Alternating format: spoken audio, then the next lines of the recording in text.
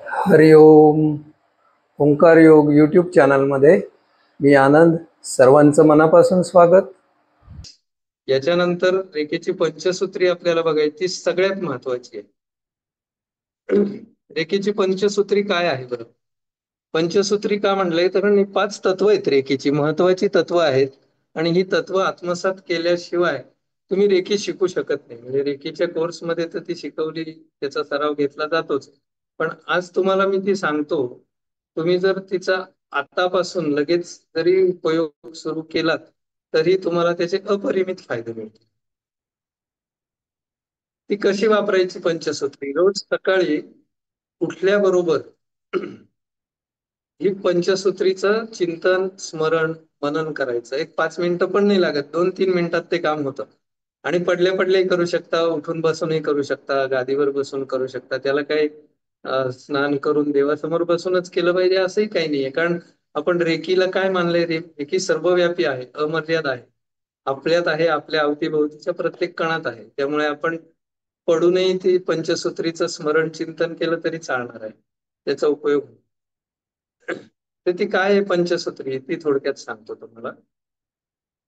पंचसूत्री पहिलं सूत्र काय आहे? कृतज्ञता. म्हणजे सकाळी उठल्याबरोबर आपल्याकडे पूर्वी श्लोक म्हटले जायचे, उठल्या उठल्या श्लोक म्हटले जायचे पहा.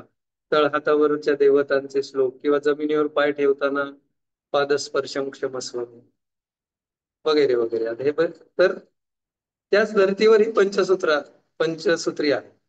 ती काय आहे? पहिलं सूत्र आहे कृतज्ञता.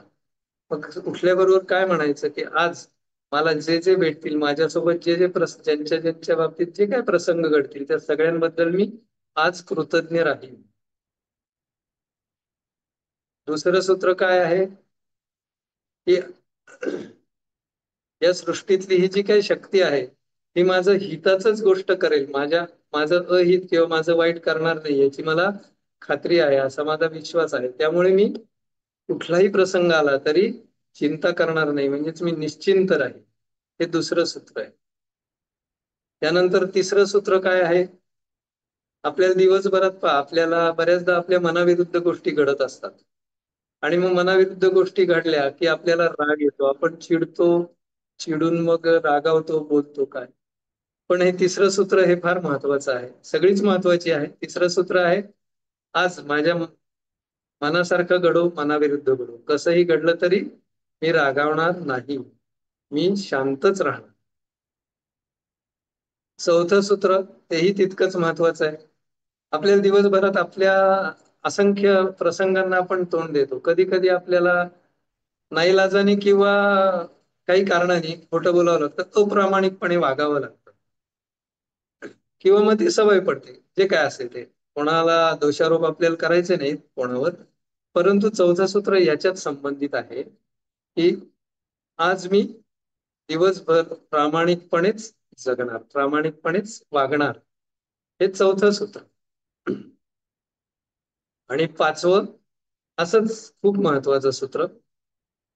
आता आपल्याला मगाशी म्हटलं तसं की आपल्या मनाविरुद्ध घडलं, आपल्याला राग येतो, किंवा मग एक सासू सुनेचं उदाहरण दिलं, पण अशा अनेक मित्र मैत्रिणी, नाते संबंध जे कोण असतात, तर त्याच्यात आपल्याला कोणाबद्दल राग, द्वेष, काही ना काही भावना, मत्सर असतात. तर पाचवं सूत्र याच्याशी संबंधित आहे. ते काय आहे की आज मी प्रत्येक जीवमात्राबद्दल प्रेम आणि आदर भावनाच ठेवणार.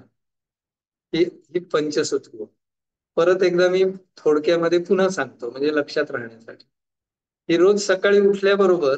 आणि काय ना, आपण जर बऱ्याचदा निश्चय करतो, आता बघा की एखाद्याला वजन कमी करायचं आहे, निश्चय करतो मी वर्षभरात एवढं वजन कमी करणार. काही दिवस ते आपण त्यासाठी करतो, काही ना काही व्यायाम करतो, डाएट पाळतो, आणि थोड्या दिवसांनी हा निश्चय गळून पडतो आणि पुन्हा पहिल्यासारखं व्हायला लागतं.